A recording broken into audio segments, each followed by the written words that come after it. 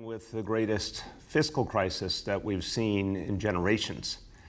And all of this is coming together on top of all the pain and all the challenges in this city because of the healthcare crisis, because of all that we have lost to the coronavirus, all we're still struggling through.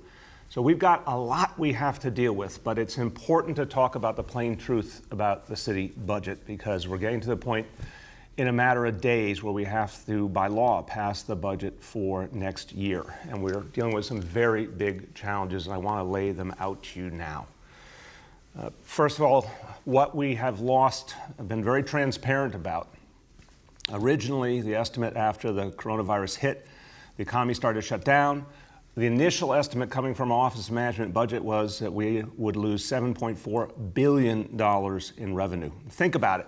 Tourism, basically gone at this point. Hotel industry decimated, office buildings shut down, travel, all the things that were crucial. Obviously, restaurants, thank God they're coming back now, but think about all that was lost for those months. Think about people's livelihood, but also think about the income that they generated for themselves or families, but also what they provided, every New Yorker provided to help this whole city to run.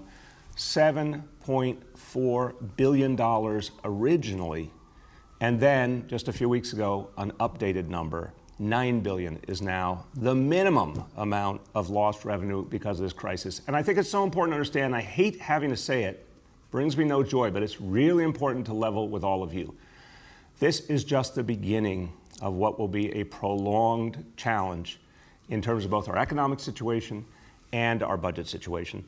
This is not just 1 year or 2 years. This is probably more like 3 or 4 years to bring everything back to the level it should be. And we're going to be dealing with those challenges profoundly. And we've got a lot of unknowns up ahead, including what will happen with the disease. So right now, at this moment, $9 billion in lost revenue. And unfortunately, the possibility it could end up being much more than that. In the beginning, after the coronavirus hit, not so many weeks later, we had to provide an executive budget. In that budget, we found about $2 billion in cuts to our agencies. Nothing anybody wanted to do, but we had to find ways to save. Now we're in the process of finding another $1 billion, and we're working with the City Council on that. The administration has ways of finding savings in agencies. The council has offered good ideas as well.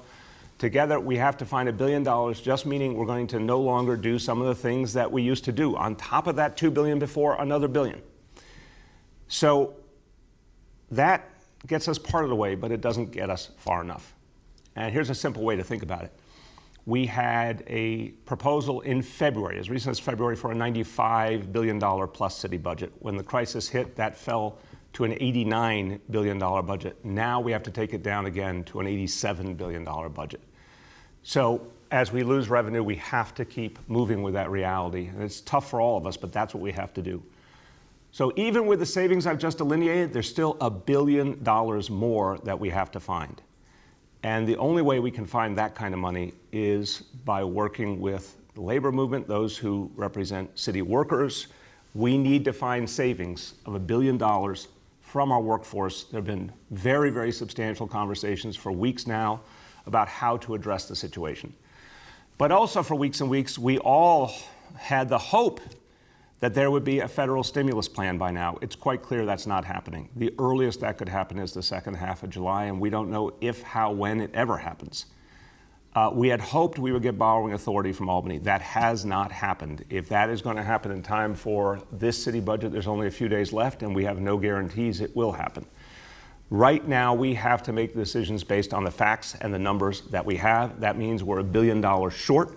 That means we have to turn to very, very difficult choices. So if we can find $1 billion in savings from the labor movement together, that is ideal.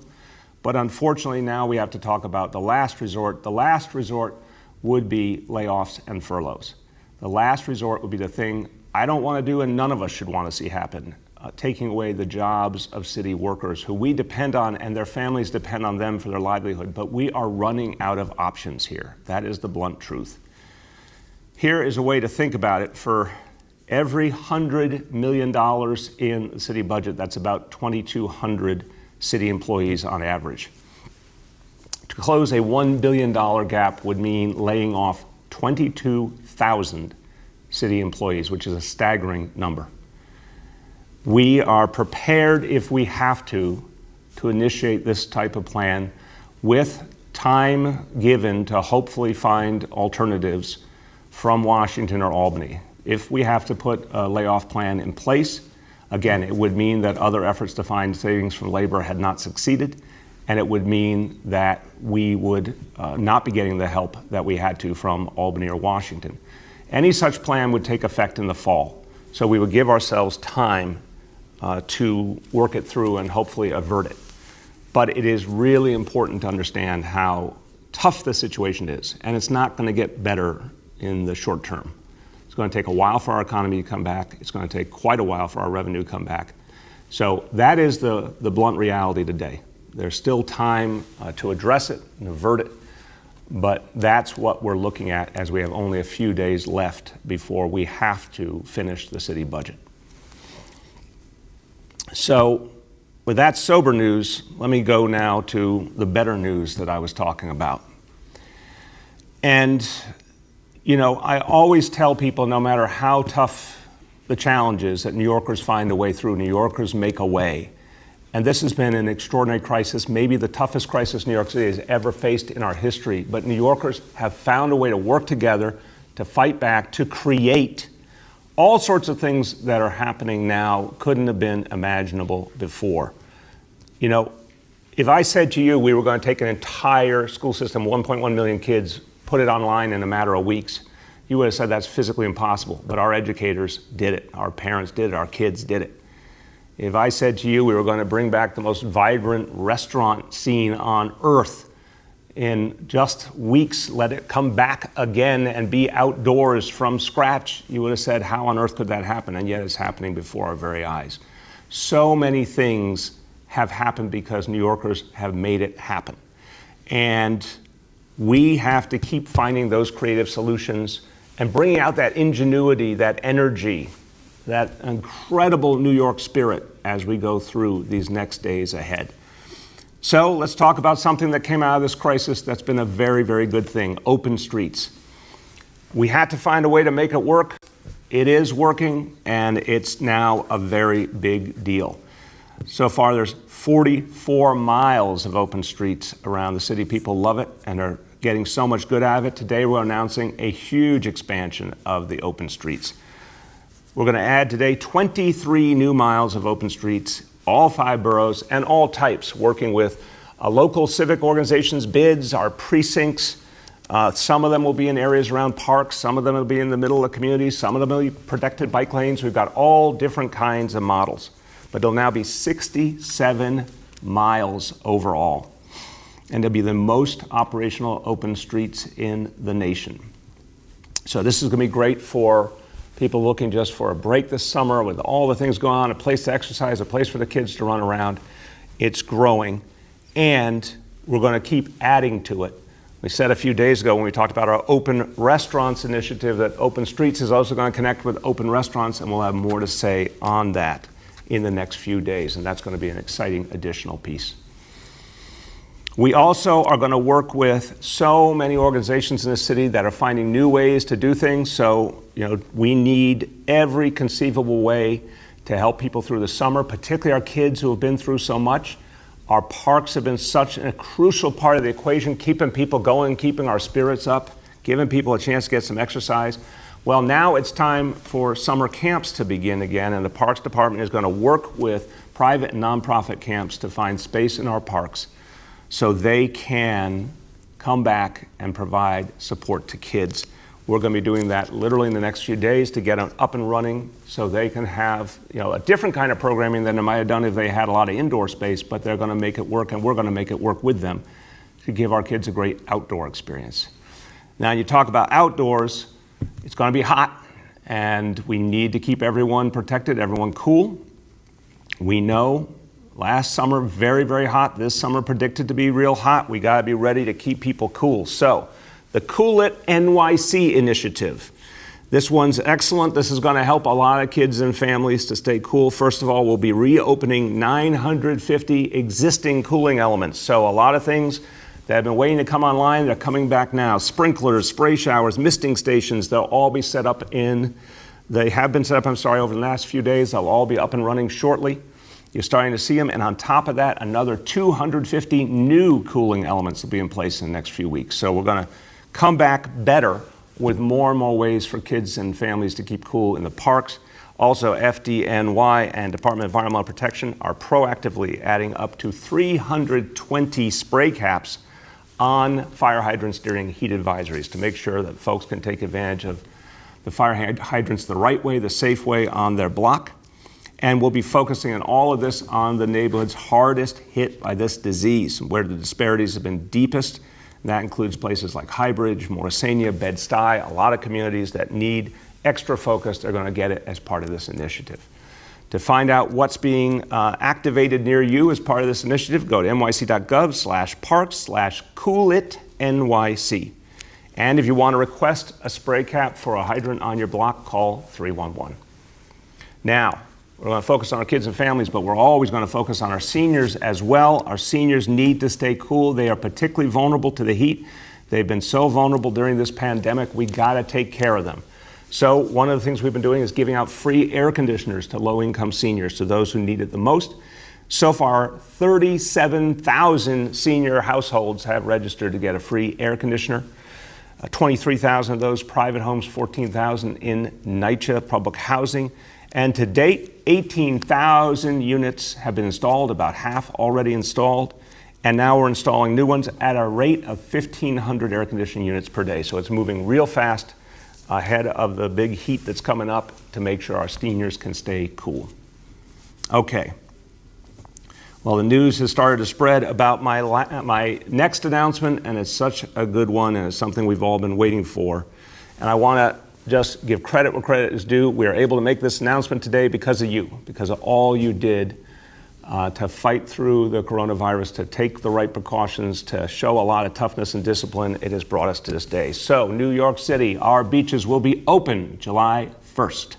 July 1st, beaches open around New York City. Lifeguards ready to go. Training is being completed. It'll be a great day for New York City. Another part of our comeback to have our beaches up again. And it's going to be a great opportunity for people to stay cool. Now, remember, it will be wonderful to be able to go back in the water. It'll be wonderful to have the beach experience again. We're able to do it because this city got healthier and healthier over recent weeks. You see it in the indicators we've been talking about every day because of your hard work. Let's keep in mind we have to do this the right way. So there's social distancing still on the beach. There's face covering still on the beach. We got to be smart. The state has issued a lot of guidelines that are very, very clear about how we don't make the mistake of allowing the coronavirus to spread again. And I don't have to remind you all, I think you've seen it in the news, we see in too many states of this country a huge, horrible resurgence of this disease. We're not going to let it happen here. We're going to be smart. We can do that. So you have earned another big step. You know, we went through phase 1 so far very effectively. Phase 2 has begun great. The restaurants are opening outdoors because of you. Now the beaches are opening because of you. Let's go over the indicators for today. And again, overall, a very good story. 1, daily number of people admitted to hospitals for suspected COVID-19. Again, the threshold is 200 patients. Today's report is 75. Now that number is up, and I'm noting that. It is not up a huge amount, but it's up.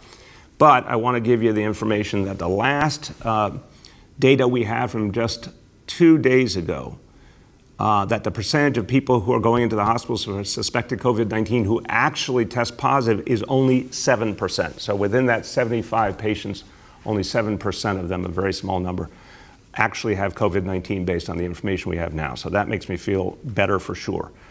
On the day, indicator 2, daily number of people in health and hospitals, ICUs, threshold 375, a good number today, 315. And indicator 3, percentage of people citywide who are positive for COVID-19, threshold of 15%. Again today, it's been consistent for a while now, good number, 2%. Let's keep it that way. Let me do a few words in Spanish. Este verano será como ningún otro en la historia de nuestra ciudad. Pero vamos a encontrar maneras de pasarla bien. Los neoyorquinos han sido tan creativos durante esta crisis. Y la ciudad va a tener soluciones igual de creativos. Vamos a proteger a nuestra gente y les vamos a ayudar a disfrutar estos meses cálidos de manera segura. With that, let's turn to our colleagues in the media, and please let me know the name and outlet of each journalist. Good morning, everyone. We'll now begin our Q&A. As a reminder, we're joined in person by Commissioner Polly Trottenberg, and we're joined on the line by Commissioner Cresswell, Dr. Barbeau, Commissioner Silver, Commissioner Doris, Sheriff Fusito, and Senior Advisor Dr. Jay Varma. First question today goes to Andrew Siff from NBC. Hi, good morning, everyone. I have two questions. The first one, Mayor, have you been in touch with the governor's office about quarantining visitors from other states? To what degree is your either health department or health and hospitals coordinating with them to enforce a quarantine for folks from other states visiting New York in the coming days and weeks? Yeah, we're talking to the governor's office about it and obviously trying to figure out what makes sense. I mean, it's clear, Andrew, there is a problem in a number of other states. And we have to be very careful about the impact that would have on New York. And we certainly know a lot about how to support a quarantine, and we have much more capacity to do that now. So that's something we're in dialogue with the state on, and we'll have more to say on that soon. My second question is from my colleague, Chris Glorioso. This has to do with 50A.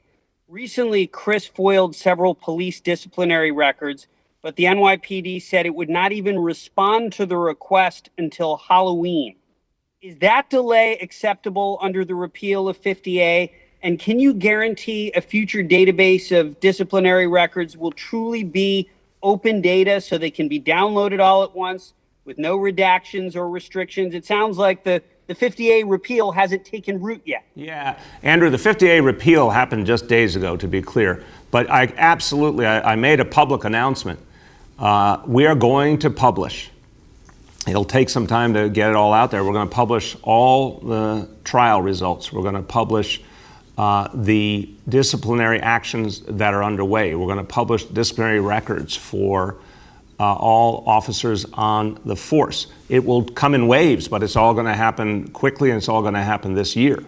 I don't understand why you got that response. We'll follow up on that. It doesn't make sense to me because we want all this information out. There are still elements that would be redacted as a matter of security, and I want to make that clear. As far as everything I understand, Andrew, there's still always the 50A law change makes clear. For example, you would never divulge home address of an officer or other information that would be sensitive. There's issues in terms of an ongoing investigation, things like that. But overwhelmingly, the information will be provided proactively, and there would not be a need to foil it. It would just be provided. Next question is Katie from the Wall Street Journal. Hey, good morning, Mr. Mayor. I have a question about the budget outlook and particularly layoffs. The first is, I know that this is sort of the last resort. It would come in the fall. But which agencies do you foresee? Will it be across the board? Where do you see the layoffs coming from? And what percentage of the layoffs would come from the mayor's office? Katie, if we get to that level, and again, we're deep in conversations with the labor unions trying to find better alternatives, but if we ever got to the point of having to activate that layoff plan for the fall, we're talking 22,000 employees. That's a vast, vast number of people. It would be literally every single agency and the mayor's office. And do you have a projection of like the average savings per employee you would project with layoffs? Well, again, that number that I gave you from OMB, a very broad average across many different types of agencies and employees. But the rule of thumb, and this is about, I don't want to for a moment miss the fact we're talking about human beings, their families, their livelihood, and what they do that serves the people in New York City. All of that would be lost if we have to go to layoffs. It would be horrible. But as I said, it's about 2,200 employees per 100 million on an annualized basis. So we can get you the math on how that breaks out, but that's the number we're using. The next is Christina Vega from Chalkbeat. Hi, Hi, Mr. Mayor. Thanks for taking my question. The health commissioner may also want to weigh in on this. There's been a big focus on helping small businesses such as restaurants reopen, but childcare programs in New York City are also small businesses, and they've been ordered to close, those that are regulated by the city, since April. Providers are struggling financially and don't understand what the requirements are for them to reopen. The state is making $65 million in federal CARES money available to child care centers to reopen, but they have to actually be open to receive that money by the end of July. So when will centers know when they can reopen and what's required of them? Yeah, Christina, great question. So important. This one is a very tough piece of the equation. One of the toughest, in fact. I've worked on childcare issues for years and years and years. So I think your frame is exactly right. We want to take advantage of all federal funding we can get. We want to help save these community organizations that provide childcare. We have kept some of them moving throughout because we've been providing childcare for essential workers, but the challenge has been the health dynamics, and I'll turn to the commissioner in a moment, but you're talking overwhelmingly, of course, indoor activity, indoor space, and limited space, and it's been really tough to figure out how we can do that in a healthy manner, but we've got to crack the code. We've got to figure it out going forward because it's also going to be necessary for a lot of people to get back to work and their livelihoods to have childcare. So this is, we've been sort of working through a series of challenges. This is one of the next frontiers. We have to resolve this quickly. I'm very concerned about it, but it's also one of the toughest pieces of the equation. But we'll have more to say on it soon for sure. Commissioner, you want to add? Certainly. Thank you, Mr. Mayor. I will echo what you highlighted, that paramount for us is ensuring the safety of children and workers in these centers to ensure that we don't have ongoing transmission there. So we have been communicating with the child care community to make sure that they are up to date on the requirements from New York State. And we anticipate that the Board of Health will be looking at lifting the restrictions, and we want providers to be ready once that is lifted. My understanding is that across New York State, child care centers have been allowed to remain open. And what makes these centers different than summer camps that are now being allowed to operate? I'll start and then pass back to the commissioner. Yeah, the summer camps are outdoors is the central difference. That what we need from all summer camps is, either exclusively outdoors or very, very minimal indoors, like, using bathroom facilities, things like that. But they have to focus outdoors to stay safe. And the fact is, we want to figure out how to do this, but our conditions compared to the rest of New York State, as you referenced, we have this is one of the cases, Christina, that it is the toughest of any example because a lot of the rest of the state, the number of kids in a child care center, often fewer, more space. Our child care centers, I've been to a lot of them, are often very crowded, a lot of kids, very little space. That's the reality in New York City. It's the toughest environment to keep healthy. So we really need to do this in a smart way. We've had this good run, and I'm knocking wood as I say it, this good run of keeping those indicators down, keeping the city healthy, not allowing the disease to come back. But these are the kinds of decisions that have to be made very carefully to not allow a resurgence of the disease. Commissioner, you want to jump in? Yeah, I'll add that in summer camps, the children tend to be older and better able to comply with the use of face covering, social distancing, hand washing. And again, it goes back to tracking the degree to which we might see increased COVID activity. And so we're looking at those summer camp situations very closely, and I think that it will further help inform how we provide additional guidance to the child care centers so that when they're ready to be open, they do so in the safest manner possible. Go ahead. The next question is Matt Shays from Newsday. Hey, good morning, all. Mr. Mayor, I'm wondering whether you think that Long Island municipalities should repeal laws that were passed in May restricting beach attendance to locals only. And I have a follow-up. Yeah, Matt, look, I'm I have spoken with the county executives of Nassau and Suffolk County. I understand they're dealing with a lot of challenges of their own and obviously restrictions on space. I respect the decisions they made, but I think it's important as we all as a region try and work this through together, we all try and give maximum opportunity for people to have as much of a normal summer as they can. So I'm not going to tell them how to do their work. I'm just happy we can open our beaches now on July 1st and provide relief to New Yorkers. And my second question is, there's an occupation of activists outside City Hall who are promising to stay until $1 billion is cut from the NYPD's budget. So first, will you allow them to stay no matter how big the crowd goes? And second, you've said that you'd shift money from the NYPD budget to youth and social services. Will you cut anywhere close to $1 billion? Is that realistic? It's an important question, Matt, so I'm going to talk about the budget and then the gathering in the park. The budget situation, daily, hourly conversations going on with the city council. And the issue here is to look at all of the pieces of the equation. The essence where we all agree is money is going to come out of the NYPD budget. It's going to go into youth services, social services.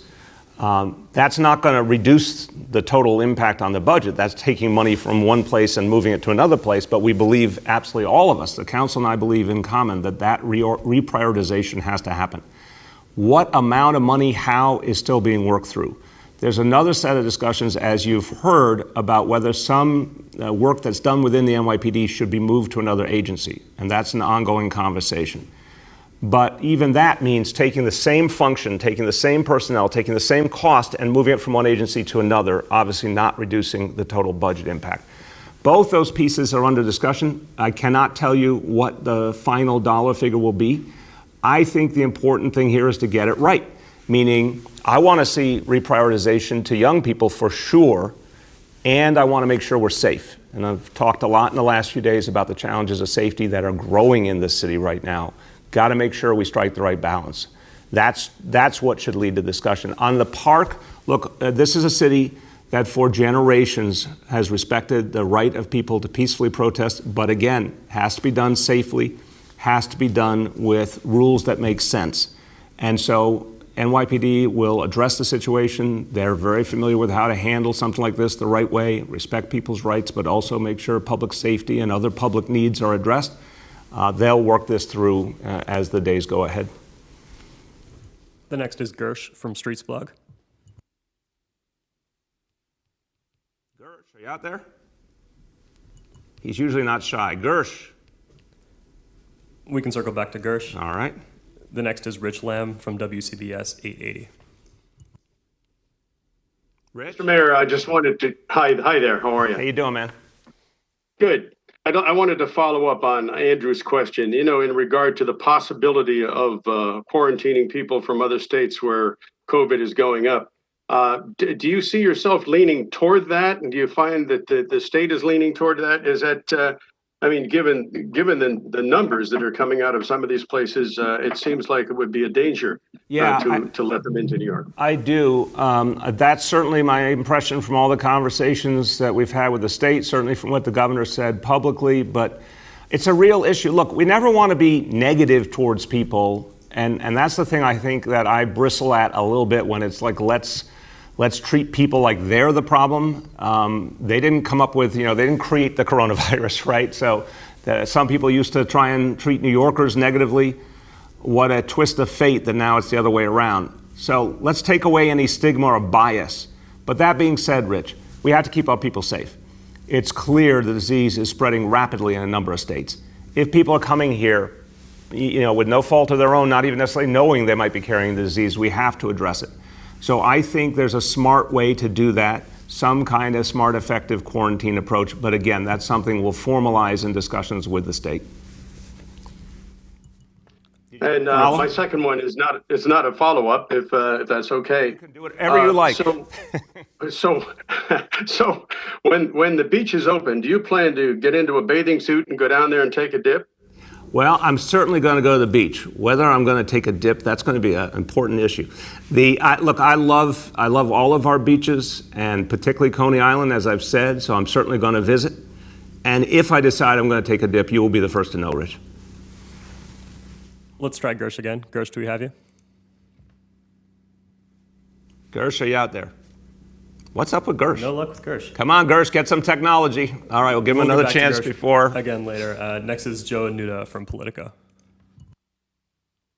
Mr. Mayor, my first question is just to confirm something you said earlier. Are you trying to get $1 billion out of some labor concessions? Could you talk a little bit about, is that the upper amount, and what sort of concessions would these be? So, Joe, yes, we need $1 billion. It's just pure math. As I said, the budget, if you go back to February, which seems like a century ago, I, in this room, presented a budget over $95 billion to address a whole host of needs in the city and keep us moving forward. And, things were, in the scheme of things, really strong. At the highest number of jobs ever. We were growing, a lot of good things happening. It seems like a long time ago. $95 billion turned into $89 billion. $89 billion is now $87 billion. And we are not out of the woods yet. There are many challenges ahead. So I want to emphasize, Joe, as I answer your question, we've done our best to estimate the revenue dynamics going forward and be cautious and conservative. So when we say $87 billion, we think that makes sense. But that number may have to go down again in the course of the new fiscal year if revenue gets even worse than we suspect. The following fiscal year, fiscal 22, we're talking about a $5 billion deficit right this minute for the following fiscal year, and no way to cover that because we obviously do not have reserves to put into play anymore. So this is a really sober situation, and it's time for everyone to sort of look it in the eye. The $1 billion we would need from labor is the only way that we can close this budget gap, because we're all struggling to find more and more savings from agencies. And again, I said, we've been working with the council. It's been cooperative. It's been a good process. But we're still trying to finish out an additional $1 billion in savings from agencies before you get to the $1 billion we need from labor savings. So historically, labor has worked with us, whether it's healthcare savings or other types of efficiencies, to find ways to save money. And these are things that have to be done, through a collective bargaining process. We are hopeful we can keep finding solutions. But if we can't, by the time we have to vote this budget by law, if it's not there, then we are going to have to book those layoffs. And again, last resort, to say the least. But we would have them take effect in the fall with the hope and the prayer that either stimulus money or borrowing capacity or both would come into play to help us now and in the following fiscal year to just get through. So that's the way we're thinking about it. Did you have a follow? I did. I was wondering, we're now in late June. Do you have a sense of whether the protests, have any sort of effect on the COVID numbers, or it kind of seems like they don't? I'm curious if you have an opinion on that. Yeah, great question, Joe. Let me remind people, because I totally understand why the health focus has been on the protests. But I've even talked about that, but the more I've talked to the health folks, the more I've looked at, the real focus should be on phase one.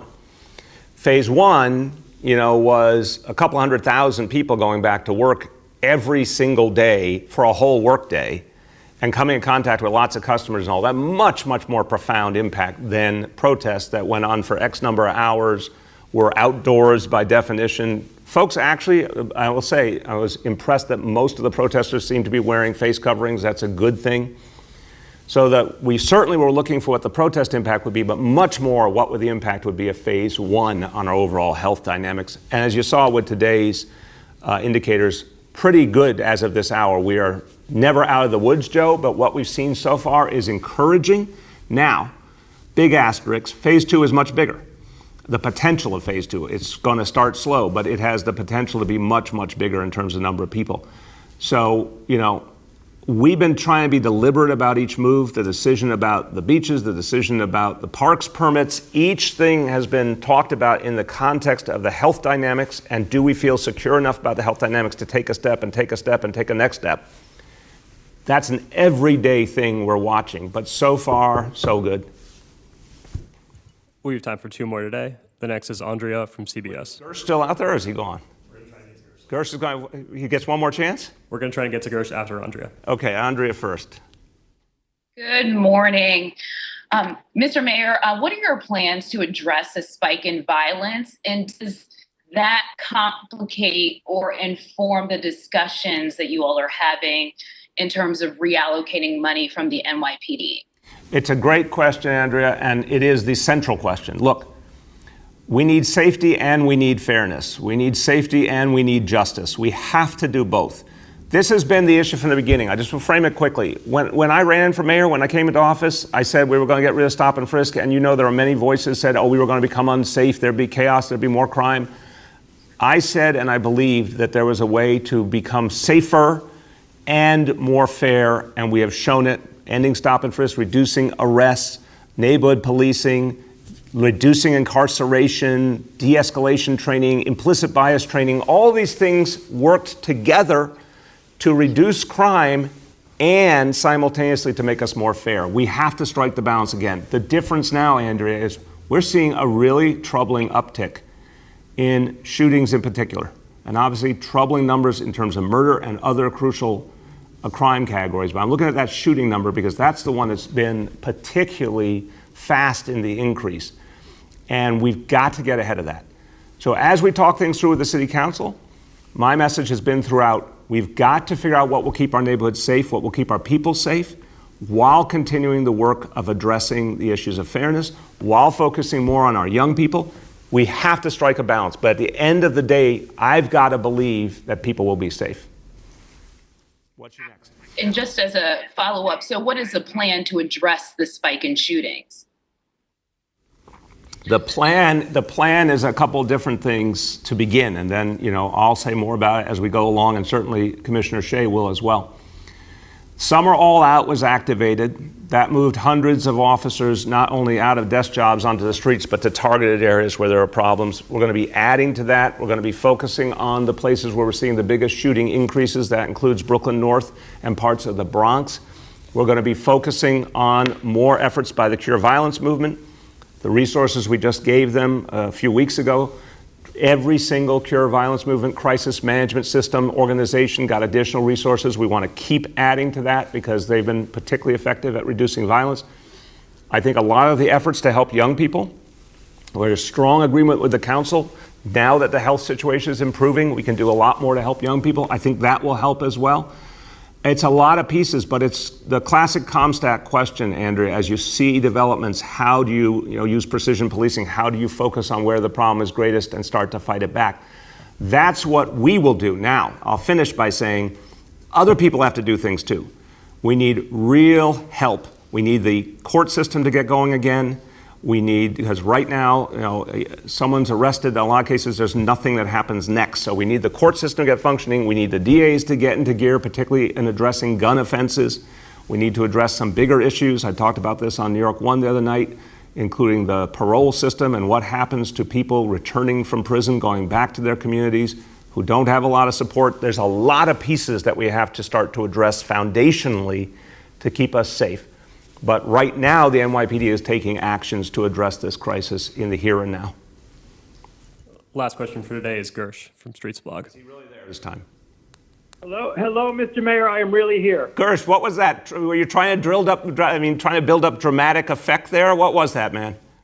Well, Mr. Mayor, I had shoulder surgery yesterday, so I'm not at 100%, but I appreciate you taking the call. All right. So I got two questions, both of them quick. Yesterday, you made a pretty historic announcement about alternate side of the street parking, which will make it far easier for people to own cars in the city. Given all you've said over the last few weeks about how the future of the city must be less about the car and more about transit, why would you do something to make it easier and more convenient and indeed cheaper to own a car and store on the street of New York City? Gersh, you are always ideologically consistent. I commend you, but I disagree with you. That you respectfully sometimes present a world where there's only one factor. There's multiple factors. I believe the future is mass transit, and that's where we're going to focus our first energies for the future in terms of how people get around. And that's what we've been doing. I remind you how much has been moving in recent years in terms of expansion of bus service, select bus service, what we've announced recently with the busways, which is historic, what we've done with creating a citywide ferry system, the expansion of City Bike. All of that has to happen and more. And a year ago, it seems like ancient history, finally having a mechanism to properly fund the MTA and fix our subways. And we do see a big and impressive comeback in subway usage now. The glass is more than half full in our ability to make this a city that's going to be more and more about mass transit. But guess what, Gersh? A lot of people still have cars, and it's not fair to ask them to keep moving their cars around if it's not necessary. We've learned a lot in these last months about alternate side parking and what's necessary and what's not, and also in the middle of all the struggles people are going through, I want to lighten a burden whenever I can. So I don't agree with the way you're putting the pieces together. So long as people do have cars, I don't want to make it artificially harder on them to live in their own neighborhood. Do you have a follow? Okay. No, I won't follow up that. It speaks for itself. I have the second question, which may be for you or the commissioner of DOT. Today, former DOT official Sam Schwartz and others put out a report calling for 2 bike and pedestrian-only bridges, one from Queens and one from Brooklyn into Manhattan.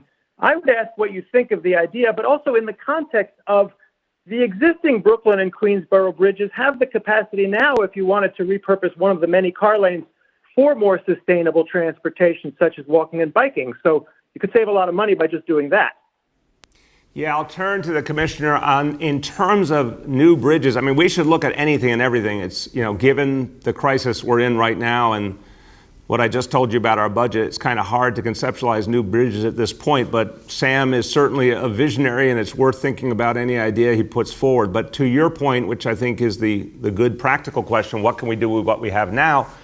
If there's a way to safely do more, I'm always listening, but I think the commissioner knows a lot more about it than I do. Commissioner Trottenberg. Well, you know a lot too, Mr. Mayor. And I saw Sam's report. I thought it was great. It was creative. And I've certainly said publicly, Gersh, you and I have talked about this. Clearly, we have some pinch points at the East River bridges, and particularly the Brooklyn and the Queensboro, where bikes don't have their own separate space. As you know, we've been looking at that. And one challenge we have with both those bridges is they're very old bridges. The lanes are very narrow. The engineering to create enough space for bikes safely is it's challenging. And certainly that's why I sort of like Sam. I think he acknowledges to some degree 100-plus-year-old bridges are hard to retrofit, and sort of perhaps we need some new pedestrian bike crossings. We have budget challenges right now, but I think it's exciting what he's put forward, and we'll be engaging with my leadership on it. Thank you, Commissioner. And as we close out today, again, this day kind of exemplifies what we've been through now for over 100 days together. A lot of challenges, a lot of things we haven't seen in generations, a lot of things we're going to have to fight our way through, but also the extraordinary ingenuity, creativity, spirit of New Yorkers to find a way where there is no way. And that's what this city is so good at. And so now I want to just give you a frame of reference. When this horrible crisis hit us, and you remember those weeks in March into April where the disease just got worse and worse. At one point, the number of people being tested around the city, there was a lot less testing, and that's one of the big problems here. There was a lot less testing in the beginning. But the testing we did have was coming back at one point 70% positive. Now we're testing to the tune of 30,000 New Yorkers or more a day. And what have we seen for days and days? 2% positive. That is because of what you did. And I know it wasn't easy. No one likes to put on a face covering. No one likes to stay indoors. It's a hassle to always try and think about those 6 feet. But you did it. And the fact that we've gotten this far so that now we can open up beaches, we can open up summer camps, we can have restaurants outdoors. So much is happening that you fought for and earned. So thank you, New York City. You got us this far. Let's keep going farther together. Thanks so much.